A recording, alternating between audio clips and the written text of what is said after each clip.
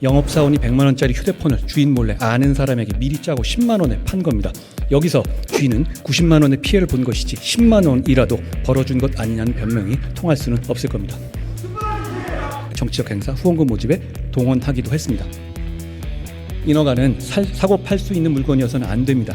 유력 정치인이기 때문에 도망갈 염려가 없다는 주장대로라면 이 나라에서 사회적 유력자는 그 어떤 범죄를 저질러도 구속되지 않아야 하고 전직 대통령, 대기업 회장들은 왜 구속되어 재판을 받았는지 설명할 수 없을 겁니다. 지금까지 설명드린 어디에도 민주당 대표 이재명의 범죄 혐의는 없습니다. 오직 성남시장 이재명의 지역 토착 비리 범죄 혐의만 있을 뿐입니다.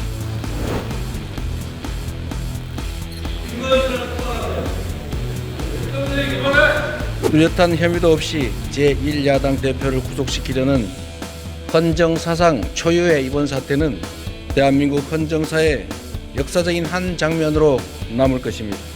누구도 성남FC를 통해 사익을 취할 수 없고 실제 사익을 취한 바도 없습니다. 적법하고 정당했습니다. 권력을 사적 이익을 위해 남용하는 것은 주권자에 대한 배반이고 민주공화정에 대한 도전입니다.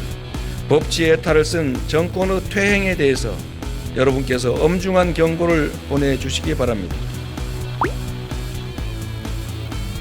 투표 결과를 말씀드리겠습니다. 국회의원 이재명 체포 동의안은 조용히 하세요. 대표의원들, 원내대표들 다 협의하고 의논했습니다. 총 투표수 297표 중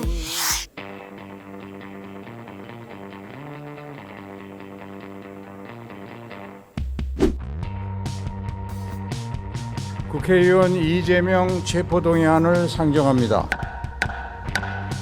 한동훈 법무부 장관 나오셔서 체포동의 요청 이유를 설명해 주시기 바랍니다. 안녕하십니까. 법무부 장관 한동훈입니다. 대한민국 정부를 대표하여 국회의원 이재명에 대한 체포동의 요청 이유를 말씀드리겠습니다. 먼저 이재명 의원에 대한 범죄 사실 요지를 말씀드리겠습니다.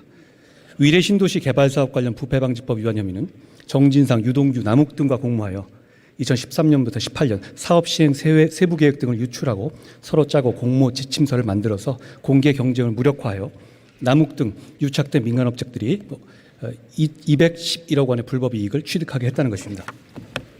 대장동 개발사업 관련 특경법상 배임, 이해충돌 방지법 위반 혐의는 정진상, 유동규, 김만배 등과 공모하여 2014년부터 김만배 등 유착된 민간 사업자들에게 이하 김만배 일당이랑 약칭하겠습니다. 사업 시행 계획 등을 유출하고 공모 지침서를 만드는 등의 방법으로 김만배 일당을 사업 시행자로 선정한 후 그들 청탁에 따라서 용적률 상향 등 이익 극대화 조치를 해줌으로써 김만배 일당이 7,886억 원의 불법 이익을 취득하게 하고 피해자 성남시에 4,895억 원의 손해를 가하였다는 겁니다. 성남FC 관련 특가법상 뇌물 범죄 수익 은닉 규제법 위반 혐의는 정진상 등과 공모하여 2014년부터 18년 자신이 무리하게 창단한 성남FC가 곧바로 부도나서 정치적 타격 입는 것을 막기 위해서 네이버, 두산건설 등 4개 기업에게 구체적 현안 해결 대가로 뇌물 133억 5천만 원을 성남FC에 주게 하고 그 뇌물 범죄를 감추기 위해서 희망살림이라는 단체를 끼워 넣어 범죄 수익을 가장하였다는 겁니다. 이제부터 각각의 혐의들에 대해 설명드리겠습니다. 이 사건은 일견 복잡해 보이지만 사실 매우 단순합니다. 성남시라는 지자체에서 일어난 이재명 시장과 특정 업자들의 정경유착과 지역 토착 비리로서 이미 이 시장의 공범인 다수 관련자들이 같은 범죄 혐의로 구속 또는 불구속 기소되었습니다. 먼저 위례 대장동 개발 범죄 혐의 관련해서 설명드리겠습니다. 요약하면 성남 시민의 자산인 개발 이권을 공정 경쟁을 거친 상대에게 제값에 팔지 않고 미리 짜고 내정한 김만배 일당에게 고의로 헐값에 팔아넘긴 것이고 그래서 개발 이권의 주인인 성남 시민에게 천문학적 피해를 준 범죄입니다. 비유하자면 영업사원이 100만 원짜리 휴대폰을 주인 몰래 아는 사람에게 미리 짜고 10만 원에 판 겁니다. 여기서 주인은 90만 원의 피해를 본 것이지 10만 원이라도 벌어준 것 아니냐는 변명이 통할 수는 없을 겁니다. 대장동 개발 같은 대형 부동산 개발은 첫째가 토지 확보, 즉 땅 작업이고 둘째가 인허가, 이 두 가지가 사실상 전부입니다. 그 두 가지에 드는 비용과 불확실성 그리고 로또 잡아보려는 민간 업자들 간의 과열 경쟁 때문에 어려운 겁니다. 만약 그 두 가지를 관에서 책임지고 해결해주고 경쟁자도 확실히 제거해준다면 민간업자 입장에서는 아무런 리스크도 없는 땅 짓고 헤엄치기가 되는 겁니다. 대장동 개발에서는 첫째, 땅 작업은 성남시가 원주민 반발 무시한 채 수용권을 동원해서 강제로 싸게 매입해서 해결해줬고, 둘째, 인허가는 아예 처음부터 이 시장 측이 김만배 일당과 한몸처럼 내통하여 진행한 사업이니 100% 보장된 것인데다가 셋째, 다른 경쟁자들도 못 들어오게 이 시장이 불법적으로 막아줬기 때문에 김만배 일당은 큰 수익을 가져갈 만한 중요한 역할을 하지도 위험 부담을 지지도 경쟁을 하지도 않았습니다. 대장동 이 9,606억 원 중에서 성남시가 가져간 돈은 1,830억 원에 불과했습니다.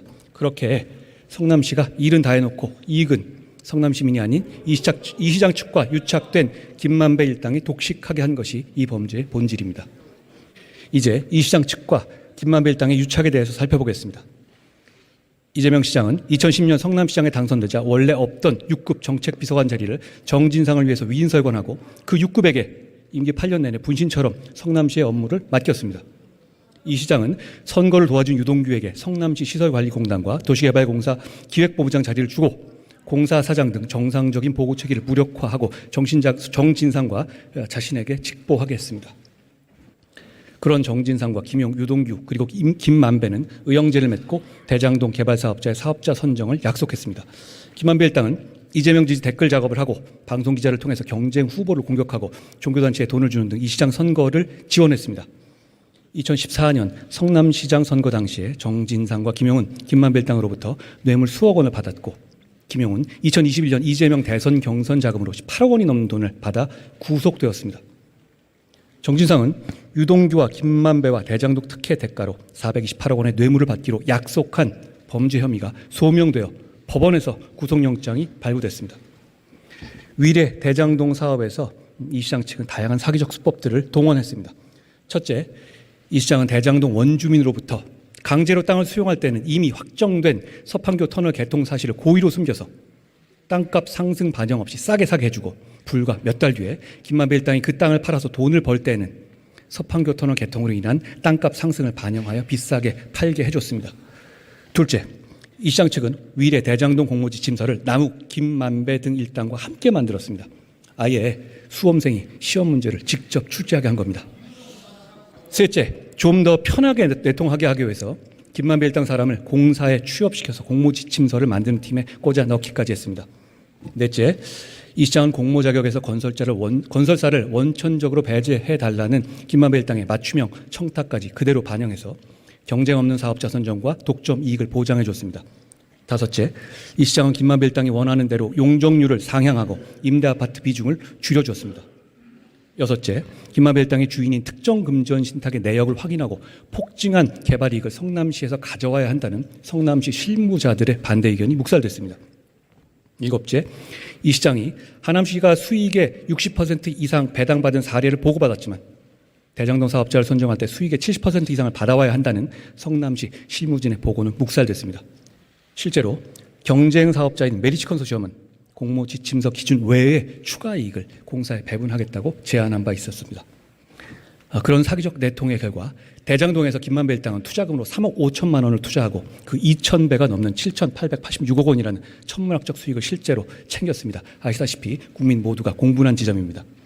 성남시가 땅 작업에 수용권 행사해주고 인허가 원하는 대로 책임져주고 경쟁사까지 다 막아줬는데 김만배 일당이 뭘 했다고 성남 시민에게 돌아가야 할 돈 수천억 원을 가져가야 한다는 말입니까?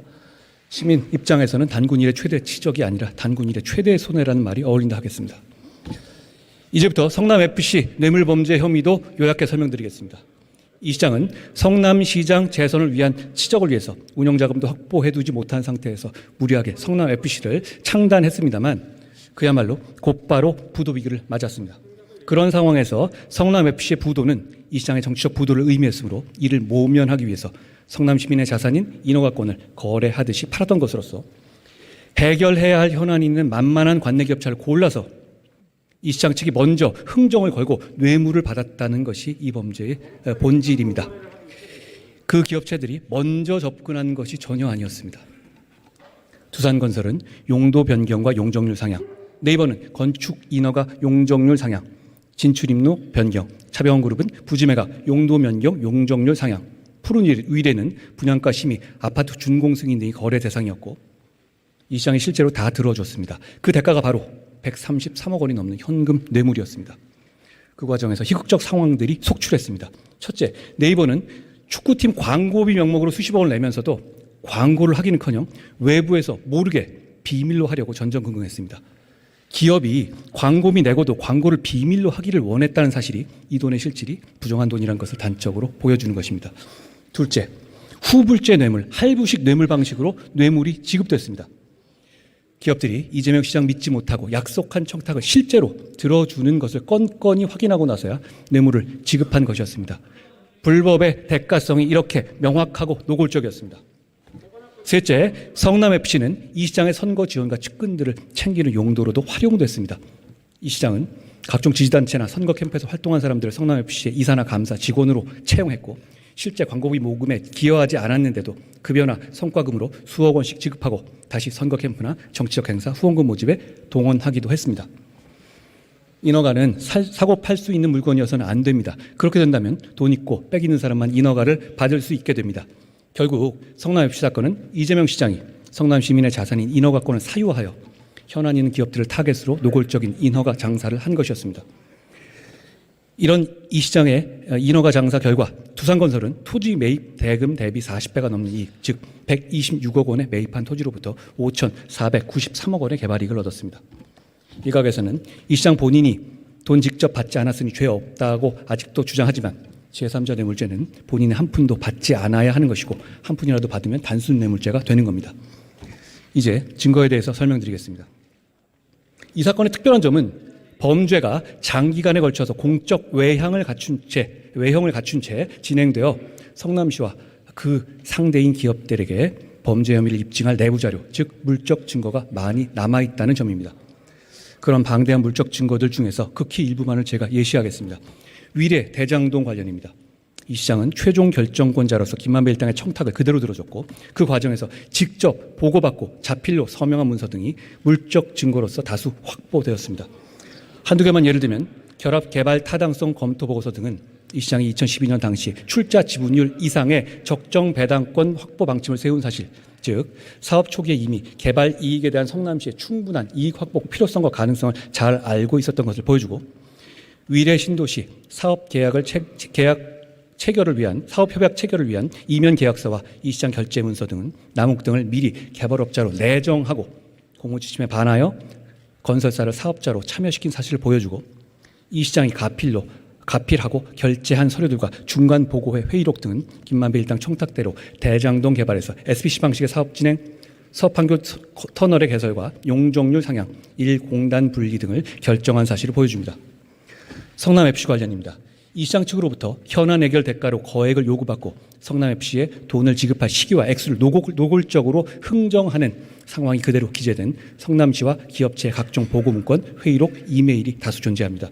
역시 한두 개만 예를 들면 2014년 네이버와 정진상 회의록에는 이 시장이 성남FC 재정 문제를 고민 중이고 네이버가 직접 성남FC를 후원하는 것을 부담스러워한다는 것을 이 시장도 알고 있다는 내용과 성남시장 임기 내 연 20억 원씩 3년간 줄 것을 네이버에 요구하는 내용까지 담겨 있고 2015년 2월 네이버의 후원금 지급 일정 계획 검토 등 네이버 내부 자료에는 인허가의 단계에 맞춰서 40억 원을 4회에 걸쳐서 분할 지급하는 후불제 할부식 뇌물 지급의 구체적 계획이 드러나 있습니다.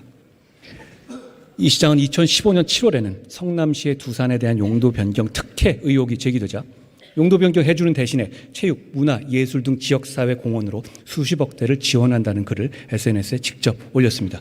이제 와서 몰랐다고 할 수도 없는 것입니다. 시간 관계상 일부만 말씀드렸습니다만 다수의 물적 증거들이 구속영장 청구서에 적시된 사실관계와 정확히 일치합니다. 다음으로 인적 증거입니다. 이 사건은 관련자가 아주 많습니다. 그 한 명 한 명의 진술을 말씀드리기에는 시간이 부족하고 그럴 필요도 없어 보입니다. 왜냐하면 이재명 의원과 정진상을 제외한 사실상 모든 관련자들이 앞서 설명드린 범죄 혐의 내용과 물적 증거에 부합하는 진술을 하고 있기 때문입니다. 한두 명의 입에 의존한 수사가 아니라는 점을 말씀드립니다. 게다가 핵심 관련자들은 자신의 불이익과 형사처벌을 감수한 채 진술을 하고 있습니다. 유동규, 남욱 등 업자들뿐 아니라 네이버, 두산 등 기업 관련자들조차 자신들이 뇌물 공여죄로 처벌받을 것을 감수하면서도 진실을 말하고 있습니다. 이 사건들은 처음 법적 판단을 받는 사건들이 아닙니다. 잘 아시다시피 이 사건에 대해서 법원은 이미 여러 차례 불법에 대한 판단을 한 바 있습니다. 2021년 10월 이후에 유동규와 김만배, 남욱 등에 대해서 이 시장의 범죄 사실과 동일한 배임 등이 소명되어 법원에서 구속영장이 발부됐습니다. 정진상은 이 시장의 범죄 혐의 관련 부패 방지법 위반과 뇌물수수 혐의가 소명되어 김용은, 김만배 일당으로부터 대선 경선 자금 수수가 소명되어 각각 법원에서 구속영장이 발부됐습니다. 그 밖에도 이 시장 범죄 혐의와 관련하여 최윤길, 정영학, 정민용, 주진영, 정재창 등이 기소됐으며 성남FC 관련해서 두산건설의 대표와 성남시 공무원도 이 시장에 대한 바로 이 범죄 혐의로 기소됐습니다. 게다가 얼마 전에 김만배는 두 번째로 구속됐습니다. 범죄 수익 은닉, 즉 이 사건 대장동 개발 사업 관련 배임 등의 범죄로부터 발생한 수익을 은닉하였다는 범죄 혐의가 법원에서 소명된 겁니다. 다시 말하면 범죄가 존재한다는 것을 전제로 법원에서 범죄 수익을 은닉했다는 구속영장이 발부된 것입니다. 이 많은 공범들과 관련자들에 대한 법원에서 소명된 구속 이유와 공소 사실은 이 시장에 대한 이 사건 핵심 범죄 사실을 모두 포함하고 있습니다. 다 소설이고 조작이고 증거 없다는 주장, 불법 없었다는 주장을 할 단계는 이미 지나갔습니다. 이제 마무리하겠습니다. 대장동 사건, 위례 사건, 성남FC 사건은 죄질과 범행의 규모 면에서 단 한 건만으로도 구속이 될 만한 중대 범죄들입니다. 법률에 정한 구속 사유인 도망에 염려란 화이트칼라 범죄에서는 곧 중형 선고 가능성을 의미합니다.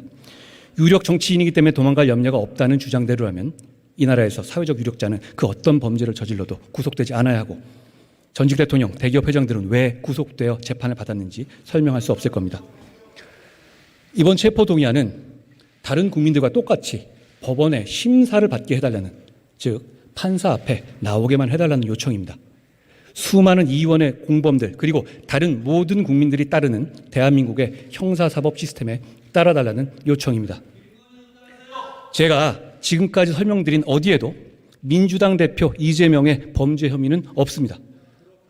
오직 성남시장 이재명의 지역 토착 비리 범죄 혐의만 있을 뿐입니다. 어떤 결정이 2023년에 대한민국의 상식과 법에 맞는 것인지 우리 모두 알고 있습니다. 국민들께서 지켜보고 계실 거라고 생각합니다. 감사합니다. 이재명 의원 나오셔서 발언해 주시기 바랍니다.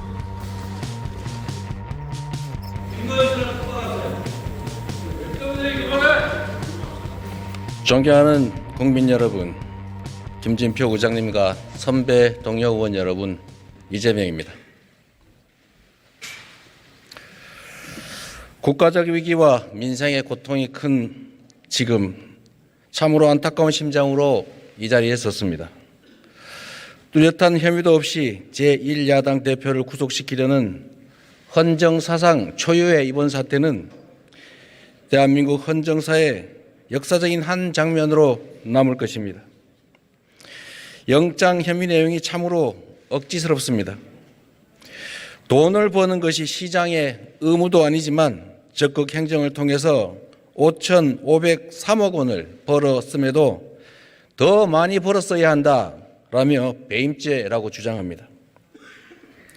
개발 이익의 70%를 환수 못했으니 배임죄다라고 하는데 70%라는 수치는 대체 어디서 나온 것입니까?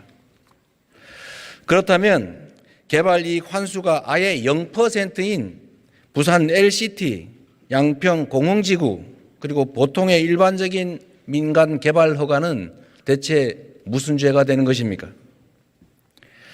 대법원도 성남시가 환수한 즉 번 돈이 5,503억 원이라 판결했는데 검찰은 여전히 환수한 금액이 1,830억이라 우깁니다. 미르재단과는 달리 성남FC는 성남시 조례로 설립된 시 산하 기업이기 때문에 사유화라고 하는 것이 불가능합니다. 성남FC는 시 예산으로 최종적으로 운영되는 만큼 자체 수입이 늘면 세금 지원이 줄어들어서 성남시가 혜택을 볼 뿐입니다. 누구도 성남FC를 통해 사익을 취할 수 없고 실제 사익을 취한 바도 없습니다. 기업 유치를 위한 성남시 행정은 모두 적법하고 정당했습니다. 시 예산으로 운영되는 시 산하 기업의 광고 수입이 어떻게 뇌물이 될 수가 있습니까? 50억 클럽은 면죄부를 주고 도이치모터스는 수사하지도 않는 검찰이 이재명은 반드시 잡겠다고 검사 60여 명을 투입해서 근 1년간 그야말로 탈탈 털고 있습니다. 저를 겨냥한 압수수색이 보도된 것만 332차례, 윤 대통령 취임 후 매일 한 건 이상입니다. 공개 소환도 3차례나 했지만 모멸감을 견디며 모두 응했습니다. 죄도 없이 저와 안다는 이유만으로 압수수색에 소환 조사를 받으면서 힘들어하는 주변 사람들을 볼 때마다 참으로 미안하기 그지 없었습니다. 수사가 사건이 아닌 사람을 향하고 있습니다. 목표물을 잡을 때까지 하는 사법 사냥입니다. 그런데 검찰에 목이 잡혀 궁박해진 이들의 바뀐 진술 말고는 그 장기간의 대규모 먼지털이 수사에도 아무 증거가 나오지 않습니다. 오히려 1,000억 이상을 추가 부담시켜서 업자들이 욕을 하면서 반발한 사실이나 정영학 녹취록 내용 같은 무죄의 정황만 차고 넘칩니다. 무죄 추정 원칙, 불구속 수사 원칙은 차치하고라도 소환 요구에 모두 응했고 주거 부정이나 도주, 증거 인멸 같은 구속 사유도 전혀 없습니다. 영향력이 큰 제1야당 대표라서 구속해야 한다는 등의 해괴한 억지와 정치적 선동 언어만 가득합니다. 존경하는 선배 동료 의원 여러분, 권력자가 국가 위기와 국민 고통을 외면한 채 권력을 사적 이익을 위해 남용하는 것은 주권자에 대한 배반이고 민주공화정에 대한 도전입니다. 주권자를 대신해서 국회가 내릴 오늘 결정에 대한민국 민주주의의 앞날이 달려 있습니다. 법치의 탈을 쓴 정권의 퇴행에 대해서 여러분께서 엄중한 경고를 보내주시기 바랍니다. 존경하는 국민 여러분, 아무리 깊어도 영원한 밤은 없습니다. 매서운 겨울도 결코 봄을 이길 수 없습니다.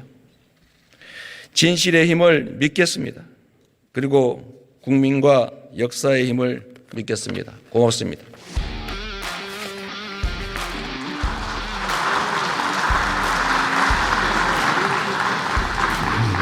이제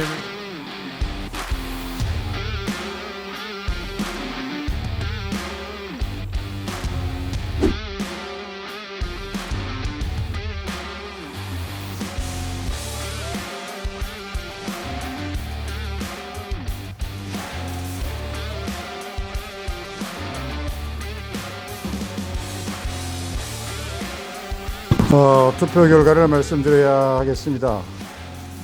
국회 규칙상 그동안 관행상 똑바로 불을 써도 점을 찍으면 무효로 처리되어 왔습니다만 이 글자는 점 찍은 것도 없고 깨끗하게 붓자를 썼다고 볼 수도 있고 아니면 무효로 볼 수도 있고 한 그런 형태로 쓰여져 있습니다. 그래서 선관위의 직원 2사람이 국회에 파견되어 있어서 아무 이 통계 관계를 보여주지 않고 그것만 단순히 의견을 들어보고 참고해서 제가 판단을 해서 그것을 함께 포함해서 하려고 합니다. 제가 보기에 한 표는 부로 보는 게 맞고 한 표는 제가 볼 때는 도저히 갑을 안에 쓰이지 않았다면 그건 무효로 봐야 되기 때문에 의장 책임하에 그렇게 판단해서 투표 결과를 말씀드리겠습니다. 국회의원 이재명 체포 동의안은 조용히 하세요. 대표의원들, 원내대표들 다 협의하고 의논했습니다. 총 투표수 297표 중 가 139표, 부 138표, 기권 9표, 무효 11표로서 부결되었음을 선포합니다.